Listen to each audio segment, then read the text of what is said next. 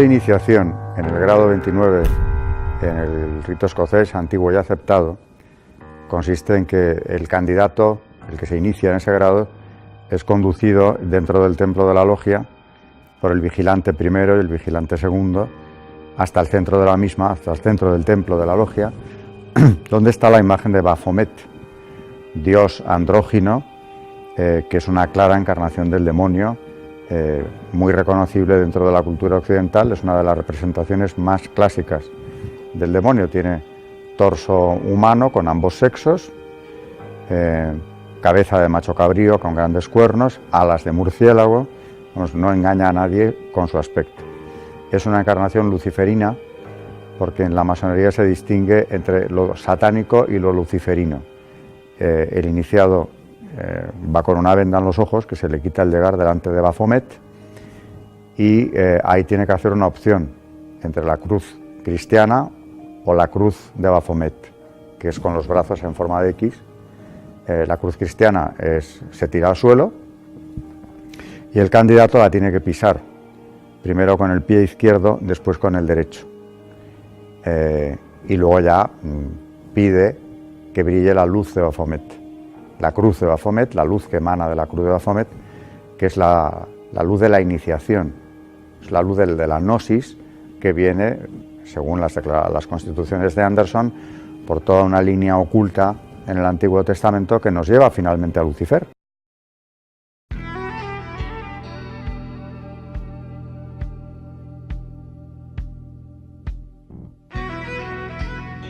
O paradigma nessa nação, Deus vai mudar.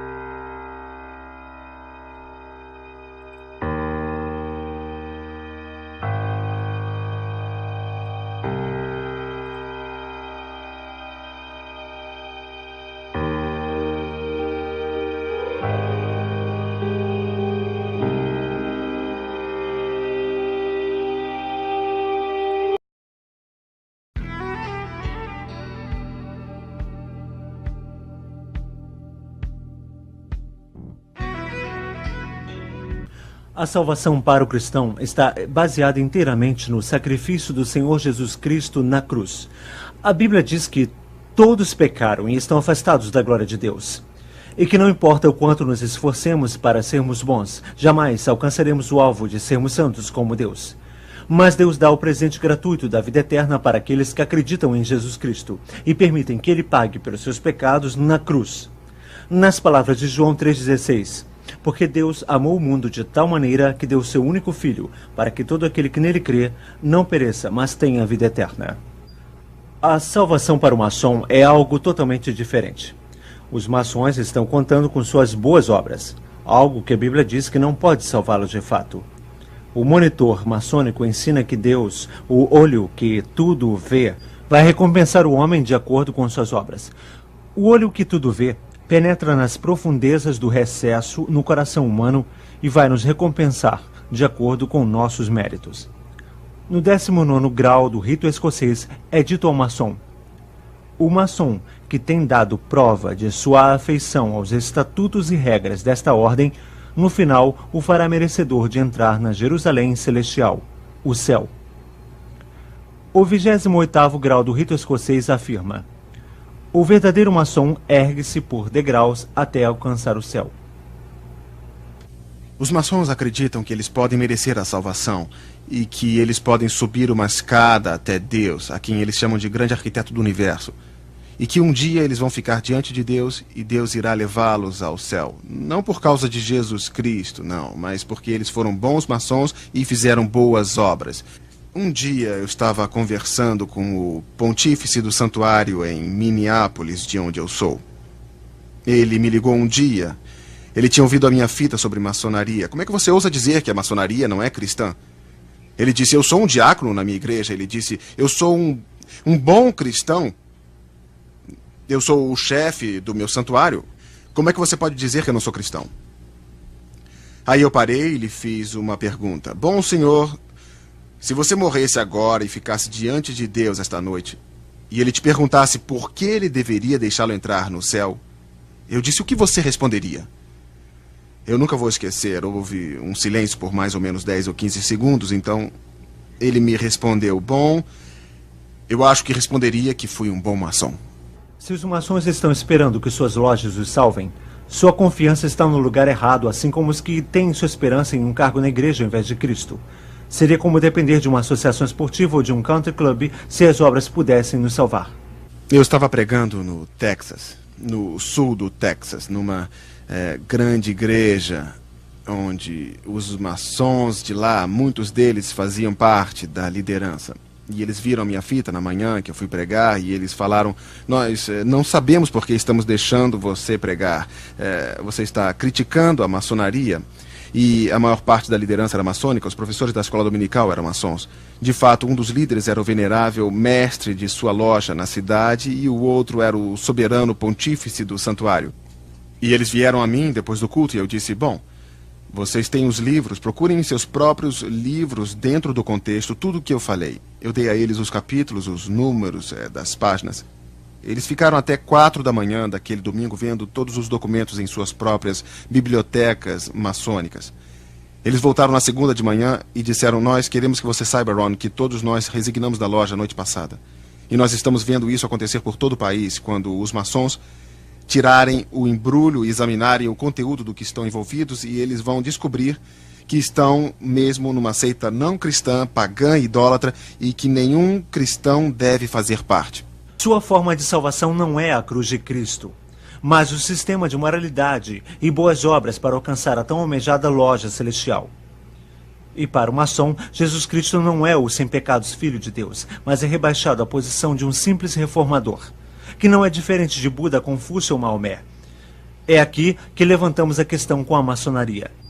O mesmo Jesus que amou ser o único caminho ao Pai, também disse que não podemos servir a dois senhores. Se você é maçom, você tem que tomar decisão. Você não pode ser um cristão e permanecer na loja maçônica. Ou você deixa seus pecados serem levados à cruz de Jesus, ou então tente pagar por eles em um sistema de moralidade e boas obras. Há versículos na Bíblia que afirmam que devemos sair das trevas. E diz também que as trevas não têm contato com a luz. E também o livro de Provérbios afirma que existe um caminho que parece reto ao homem, mas conduz à morte. Então o meu conselho para as pessoas é que se afastem de tudo isso.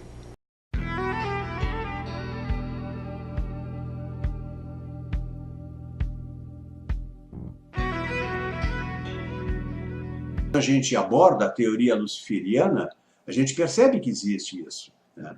Talvez esteja na hora, então, de eu começar a falar dessa doutrina luciferiana. No vídeo, o primeiro vídeo, talvez, agora eu não me lembro se foi o primeiro ou o segundo vídeo que eu fiz sobre os jesuítas da depressão, eu falei que havia diferenças entre Lúcifer e Satanás. Quem melhor faz essa diferença é Albert Pike. Vamos falar um pouco de Albert Pike. Eu separei algumas coisas de Albert Pike que estão expressas no seu grande manual Morais e Dogmas, Morals and Dogmas, um livro, uma espécie de manual maçônico do rito escocês. Quem é Lúcifer?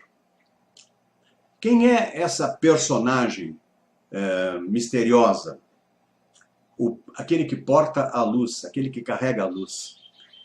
Aquele que faz o conhecimento e o poder, que dá o conhecimento e o poder à Terra, através de uma educação superior, através da religião, através de governo. É assim que Albert Pike começa a definir Lúcifer. Reparem, ele não está falando de Satanás. Vou citar ele. Lúcifer, o portador da luz, estranho e misterioso nome dado ao espírito das trevas. Lúcifer, o filho da manhã. É ele que porta a luz e com seu esplendor cega intoleravelmente os sensuais e as almas egoístas. Não é verdade? Não duvide disso, porque as tradições estão cheias de revelações divinas e inspirações. Mas existem inspirações que não são de um credo só e de uma idade só. Aqui ele quer dizer que Lúcifer também é inspiração. Pike discute a necessidade da doutrina luciferiana para eliminar as falsas tradições do cristianismo. Quando eu me referia no início a William Guy Carr, quando ele escreveu Satã, o príncipe desse mundo, e mais tarde escreveu os peões no jogo, ele se referia a Lúcifer e Satanás. Lúcifer, aquele que porta luz, é uma figura misteriosa também da Igreja Católica. Está na origem do Vaticano, inclusive. Lá na necrópole do Vaticano, existe uma sala para Lúcifer. Está lá a pintura, para quem quiser ver. Hoje os turistas têm acesso àquelas câmeras, chamada necrópole do Vaticano. Eu vou colocar os links para quem quiser olhar isso. Então, Lúcifer está presente no Vaticano. Lúcifer, como eu disse em outro vídeo, não é exatamente Satanás, ele é cantado, há cantos gregorianos, ainda recentes, que falam em Lúcifer. Só que Lúcifer, para um maçônico, para Albert Pike, é o adversário, ele é contra Deus. Adonai. Adonai é o nome egípcio de Deus no início da Bíblia, ainda no Gênesis. Esse Deus ainda não é Javé, que Albert Pike chama de o Deus. E é contra esse Adonai que existe Lúcifer. Lúcifer tem coisas boas, somente coisas boas, diz Albert Pike. Satanás tem coisas ruins. Vamos adiante um pouquinho. A história da força.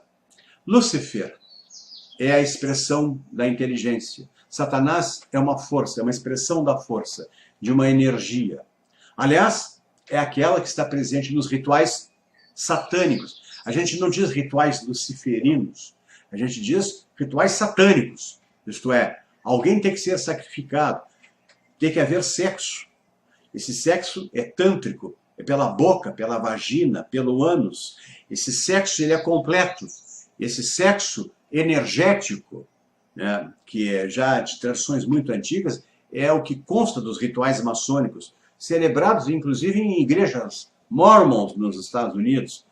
Existe um whistleblower, alguém que foi mormon, saiu e revelou o que viu.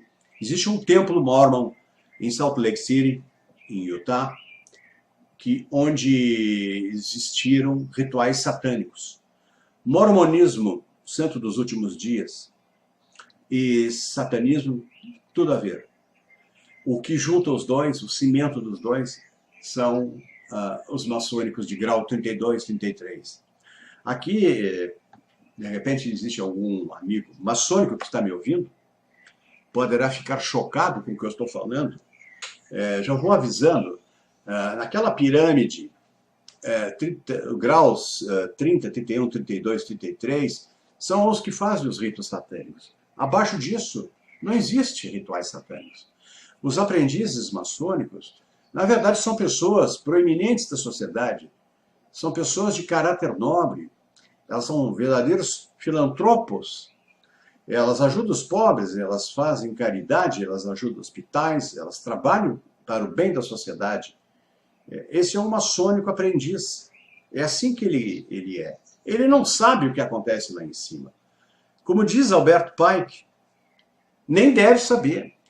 O aprendiz do primeiro degrau, o maçônico do primeiro degrau, é que nem um outro qualquer.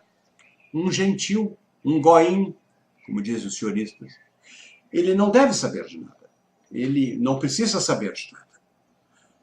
Mas à medida que ele vai ascendendo essa escala de poder, ele começa a ter ritos de iniciação para Satã.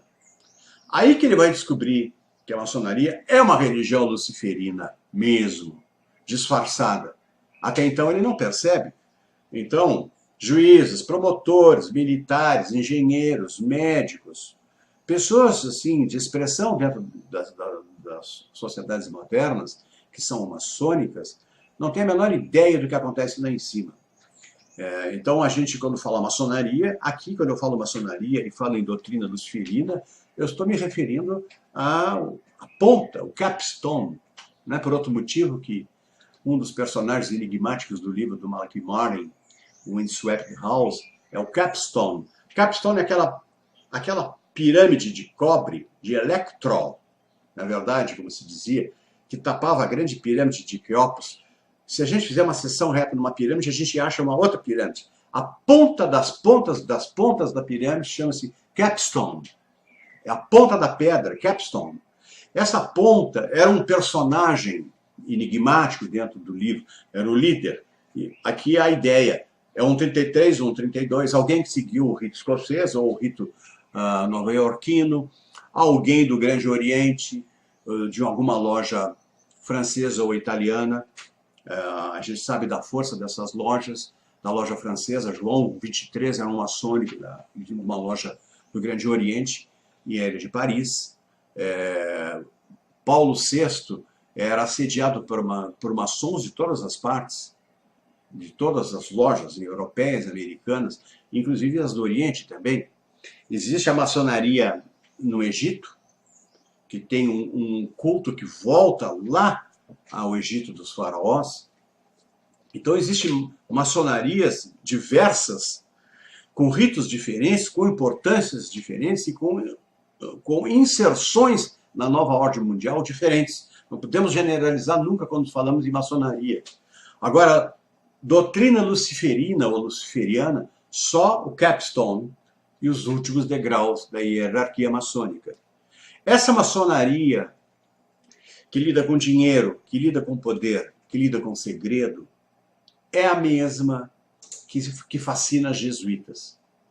É a mesma que se insere na ordem jesuíta. Jesuítas de Inácio de Loyola já acabaram. A gente sabe que houve uma mudança nessa ordem. Eu tinha feito antes, do lado de jesuíta, eu tinha colocado o Opus Dei, que seria assim uma versão da direita, assim, jesuíta. Jesuíta seria esquerda, justiça social, socialismo. Opus Dei seria, assim, tem uma face fascista, liberal, capitalista, entre aspas. Depois eu tirei fora o Opus Dei, porque ela só complica o esquema fundamental. Aqui que eu queria chamar a atenção era do conflito Vaticano versus jesuítas. Voltando a Pike. Pike declara que Satã, agora Satanás mesmo, ele é uma força. É uma força serpenteante, é Kundalini na visão hinduísta.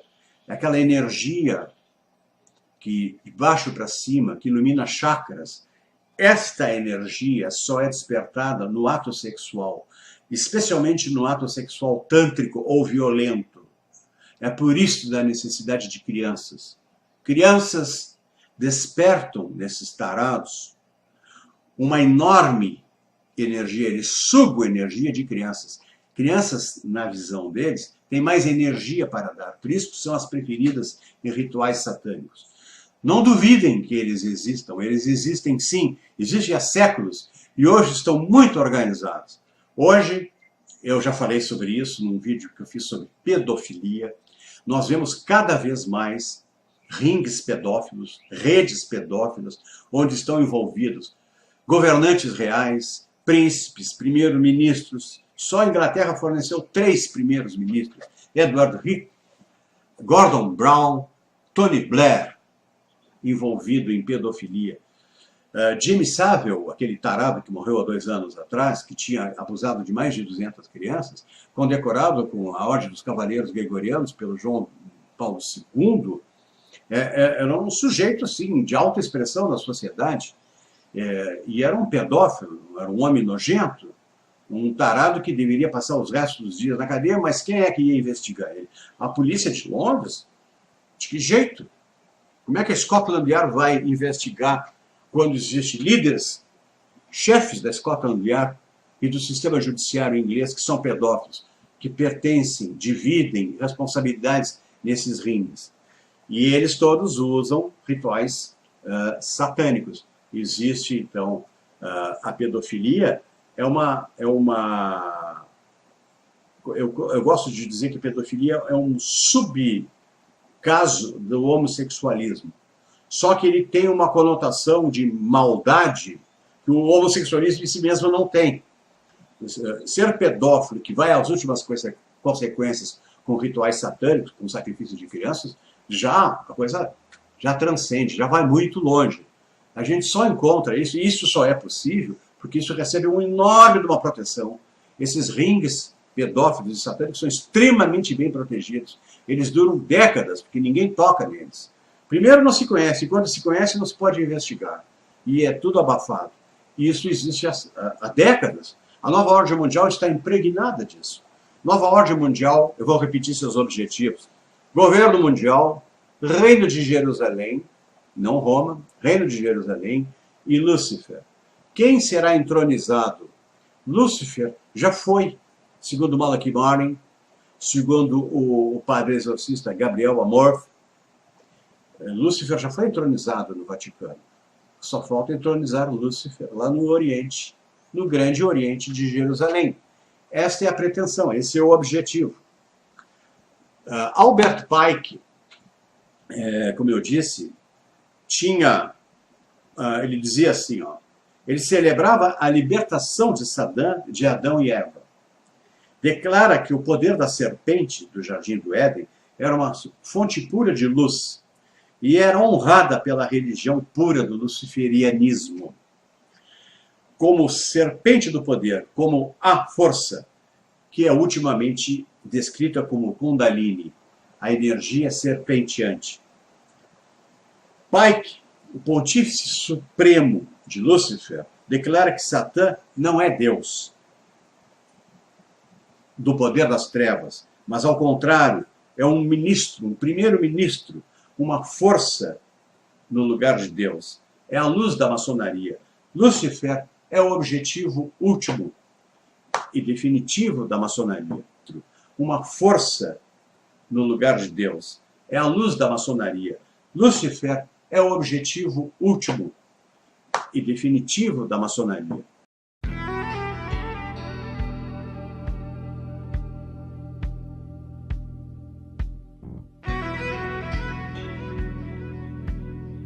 ...1997 yılı Türkiye Masonları açısından çok önemli bir yıl olmuştu. İlk defa Mason mabetlerinde gizli çekimler gerçekleştirilmiş ve bu görüntüler Kanal 7 televizyonunda günlerce yayınlanmıştı. İki ayrı locada çekilmiş olan gizli kamera görüntüleri hem Türk halkını hem de yüksek derecelere ulaşmamış Masonları şoke etti. 1738 yılında İstanbul'da kurulan ilk locadan bu yana gizliliğini koruyarak gelen Masonların görüntülerinin deşifre edilmesi ve Masonluğun gerçek yüzünün gözler önüne serilmesi günlerce konuşuldu.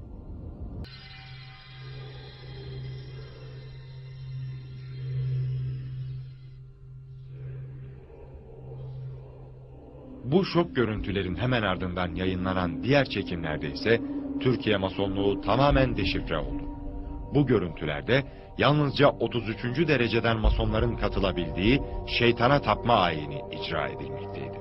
Ayini yöneten büyük üstad, locanın ortasında kesilen bir keçinin kanını içiyor ve İbranice bazı dualar okuyarak şeytana tapma ayinini sonuçlandırıyordu.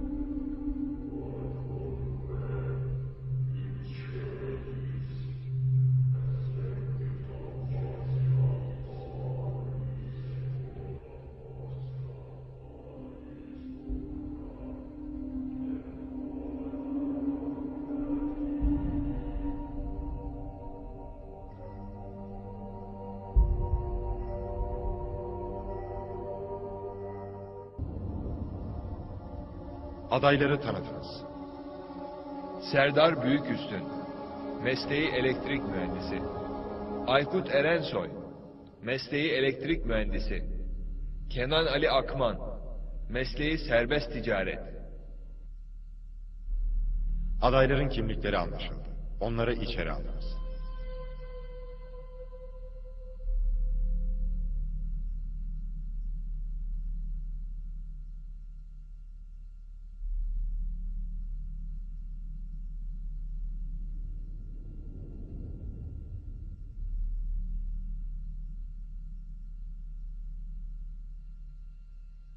Sayın baylar, her şeyden önce bize söz vermenizi istiyoruz. Aramıza alınmanız kabul edilse de edilmese de, bizim düşünce odası dediğimiz o karanlık bölgeye girdiğiniz andan başlayarak, şu ana kadar görüp işittiklerinizi ve bundan böyle burada işiteceklerinizi, gözleriniz açıldıktan sonra da göreceklerinizi hiç kimseye söylemeyeceğinize namusunuz ve onurunuz üzerine söz verir misiniz?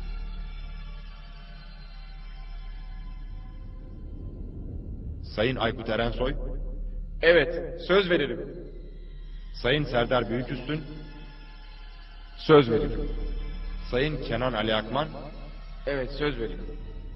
soruşturucu kardeşim adayları oturtunuz.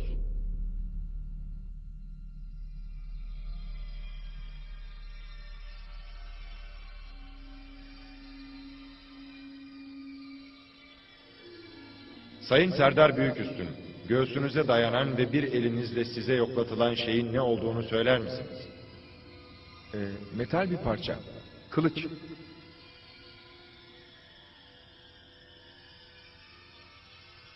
Sayın Aykut Erensoy, göğsünüze dayanan ve bir elinizle size yoklatılan şeyin ne olduğunu söyler misiniz?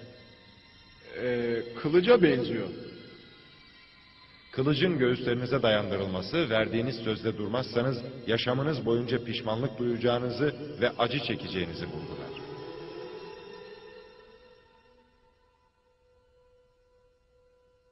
Herhangi bir yanlış anlamaya yer kalmaması için şunu da öğrenmek isteriz. Aramıza girmek isteyen kişi gerçekten siz misiniz?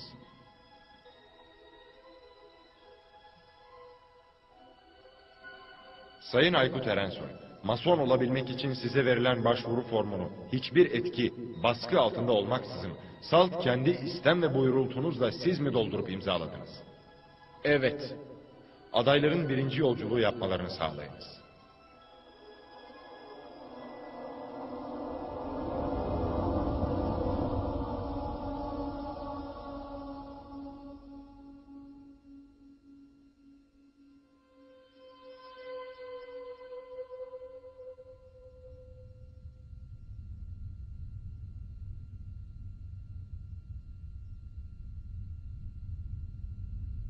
Kimdir onlar? Gerçek ışığı arayan adaylar.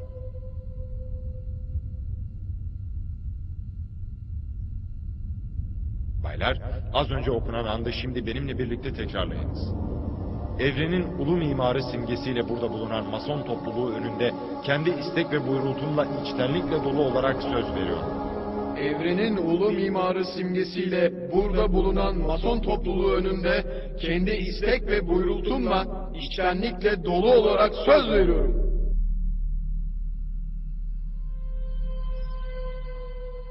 Bana söylenilecek ve gösterilecek Mason gizemlerini bir Masondan başkasına ve Mason locasından başka bir yerde açıklamayacağım. Bana söylenilecek ve gösterilecek Mason gizemlerini bir Masondan başkasına ve Mason locasından başka bir yerde açıklamayacağım. Masonların amaçları doğrultusunda çalışacağım. Masonların amaçları doğrultusunda çalışacağım. Özgür Masonlar Büyük Locası'nın ilkelerine bağlı kalacağım. Özgür Masonlar Büyük Locası'nın ilkelerine bağlı kalacağım. Üyesi olacağım locanın toplantılarına düzenli olarak katılacağım. Üyesi olacağım locanın toplantılarına düzenli olarak katılacağım.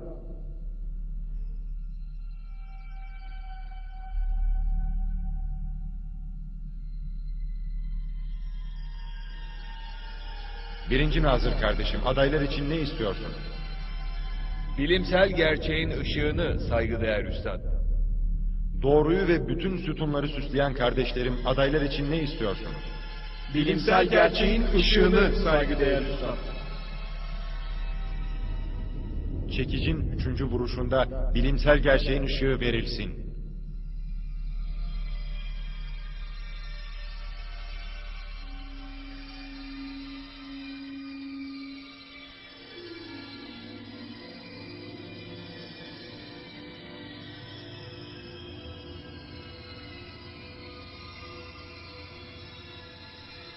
Uçları size çevrilmiş bulunan kılıçlar bundan sonra yaşamınız saldırıya uğrarsa Masonların sizi savunacaklarını simgelemektedir.